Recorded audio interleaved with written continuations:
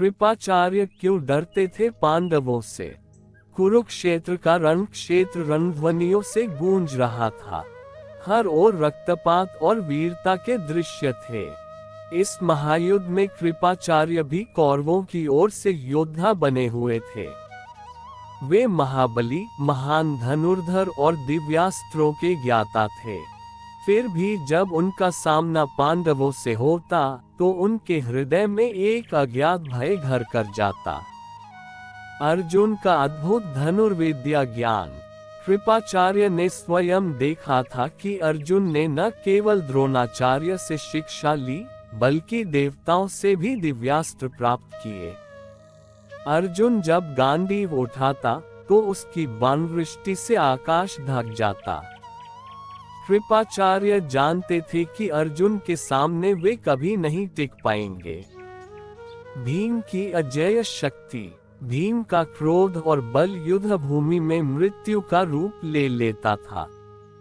अकेले भीम ने असंख्य रथों और हाथियों को मटियामेट कर दिया था। कृपाचार्य सोचते, यदि भीम ने गदा उठाए और मुझ पर वार किया तो मेरे पास बचने का कोई उपाय नहीं रहेगा। युधिष्ठिर का धर्म बल। युधिष्ठिर के भीतर की सत्यनिष्ठा और धर्म बल कृपाचार्य को भयभीत करता था। वे जानते थे कि धर्मराज पराजित हो ही नहीं सकते, क्योंकि उनके पीछे धर्म स्वयं खड़ा है। नकुल और सहदेव की छिपी शक्ति। नकुल और सहदेव को लोग साधारण समझते थे, लेकिन कृपाचार्य उनके कौशल से परिचित थे। नकुल तलवार और घुड़सवारी में अपराजय था और सहदेव ज्योतिष तथा खग विद्या का ज्ञाता। कृपाचार्य समझते थे कि इन दोनों में भी छिपा पराक्रम है जो युद्ध की दिशा बदल सकता है। श्री कृष्ण का साथ।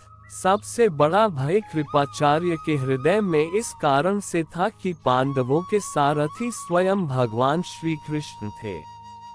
वे भली भांति जानते थे कि जहां कृष्ण है वहां विजय निश्चित है।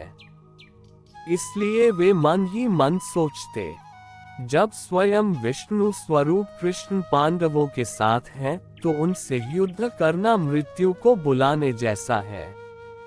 निष्कर्ष। कृपाचार्य स्वयं महान योद्धा थे, लेकिन उन्हें ये भली भांति ज्ञात था कि पांडव केवल शस्त्रबल से नहीं, बल्कि धर्म, पराक्रम और भगवान श्री कृष्ण की कृपा से अजेय हैं। यही कारण था कि वे हृदय की गहराइयों में पांडवों से डरते थे।